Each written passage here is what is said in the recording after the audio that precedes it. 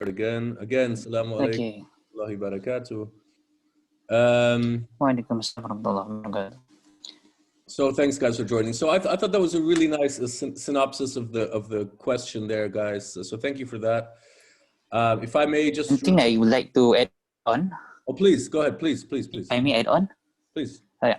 Okay, but because especially since you mentioned about the current context in Indonesia, for example, Yes. so that led me to think that, okay, in current times, I mean, if you were to talk to look the concept of Zaidi Imam, having an Imam in the local country or local province, yes, that would suffice as having as starting or initiating an Ijma.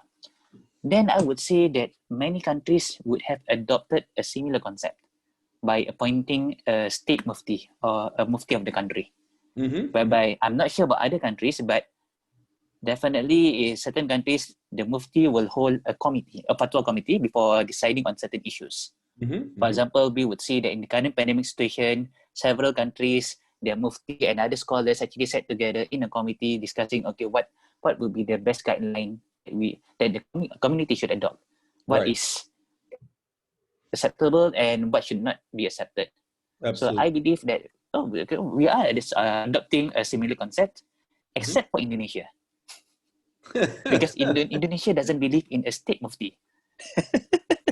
But when you say we are adopting... What happens is that... Go ahead, please. Go ahead. Yeah, we are adopting a similar concept, having a local imam or the local mufti. Right. But for Indonesia, it will be more interesting because they don't believe in that concept. What they have rather is actually, they have two major Muslim organizations, the Nahdlatul Ulama and the Muhammadiyah. And each organization have their own fatwa panel. Which probably in certain provinces, certain districts, but let's say in this province, it is dominantly Nahdlatul Ulama, so they become the local imam. As another province is dominantly Muhammadiyah, then they have the local imam. But generally, they don't. So that probably leads to some confusion amongst their people. Wallahu a'lam. So what we can say, what I can conclude from here is that we do adopt a concept, but probably the implementation of it might vary from one country to another. Right. Wonderful. So let's thank you very much for that. So I would say, we can take what you just described and also what Logan was describing before and kind of compare a few of those concepts. So first of all, I'd just like to go maybe in an orderly way and start with what Logan started off with, which was that basically, the supposition that Zaidi madhab somehow has more flexibility to include diverse viewpoints within its madhab, given regional and also temporal differences in time and space. So yes, I'd like to concur on that. That's my personal opinion, and that's also my experience with Imam Razvi, and also with having done research, for example, on the works of Rudolf Strothmann, who printed out, I think I showed it to you last time, I'll show it again, who brought out books like these, the cult of Zaydiyat back in 1906, okay, in Hamburg, Germany. And basically that guy was pointing out all of the, history of different Zaydi imams in different times and regions in Iran, in India, in Yemen, and what kind of fatwa they would give for the same subject, okay? And him being a kind of modernist, kind of orientalist, non-Muslim, would actually kind of have fun with it. So for him, it was like a joke, like he would take it like, these guys can't even agree on a simple thing like washing your feet in wudu, okay? But what Strothmann failed to see, in my humble opinion, and again, Strothmann and my Imam Razvi worked together in the university and all of that in later years. But what I think that Strothmann failed to see, respectfully speaking, is that that's actually one of the benefits of Zaydi madhab, and one of the, actually it's kind of the power of Zaydi madhab, if you will, that you can implement it in different places and it can still bear the results that are necessary to bring the community in that particular place and in that particular time forward to a higher level of energy, okay? So I would argue that, and I would agree with that, I would concur with that supposition or with that conclusion that you guys made on that one. Now, the next point I thought was really interesting. What about the fact that the imam has to be a sayyid, okay? Doesn't that somehow limit the flexibility of Zaydi madhab? Well, it does if that sayyid has to be alive.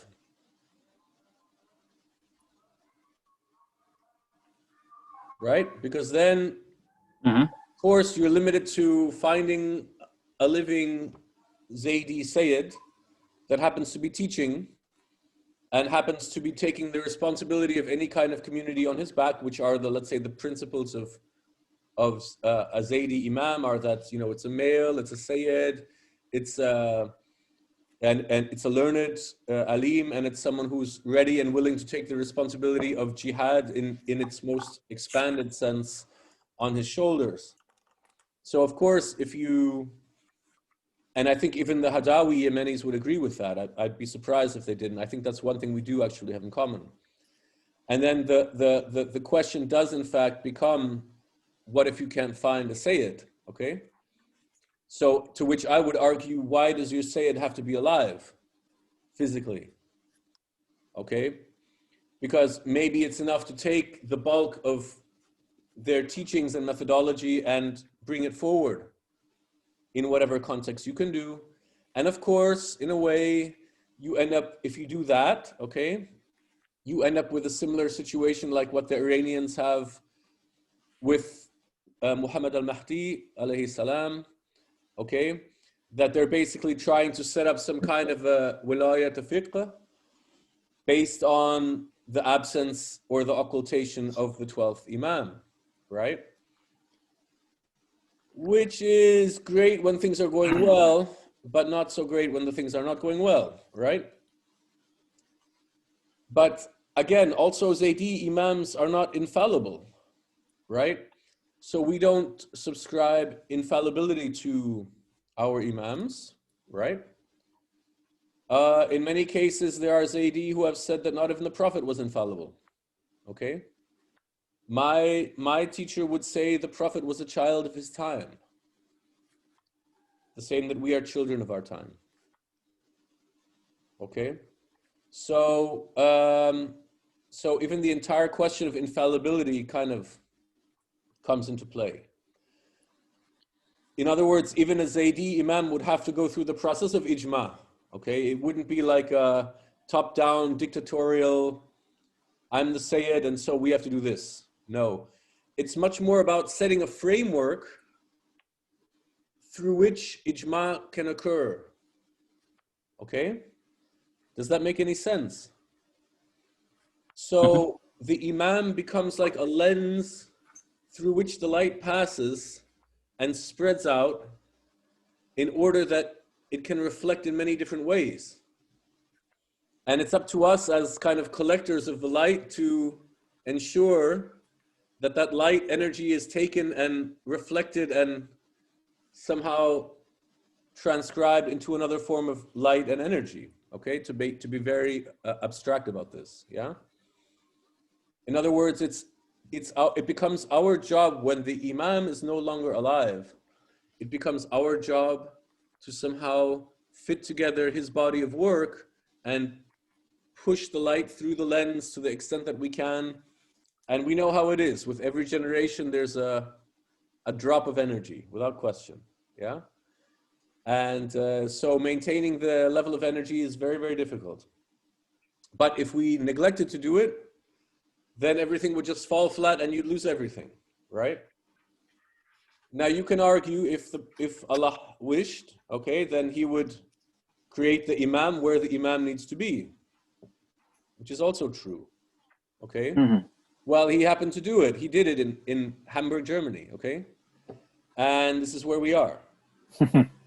And this was the job given to me for whatever particular reason to put it in book form, first of all, and secondly, to bring it to whoever wants to hear it, really. And I wouldn't have brought it to anyone if I hadn't kind of been asked. So this is the result of where we are. And if you look at it from, that's the micro perspective. And if you look at the macro perspective, in the end, people have to decide whether they want to follow a madhab, and if they do, how to follow it. So again, the question becomes whether the Sayyid has to be alive. And I haven't seen a document or a notion or some kind of specification that the Sayyid has to be alive. Okay? So that's not obviously a completely fulfilling answer, but maybe it's intentionally an open-ended answer so that you guys can reflect on it and take it with you. And I would say that one thing that my Imam used to say is, if there is no more Imam, then take the Quran to be your Imam. Okay?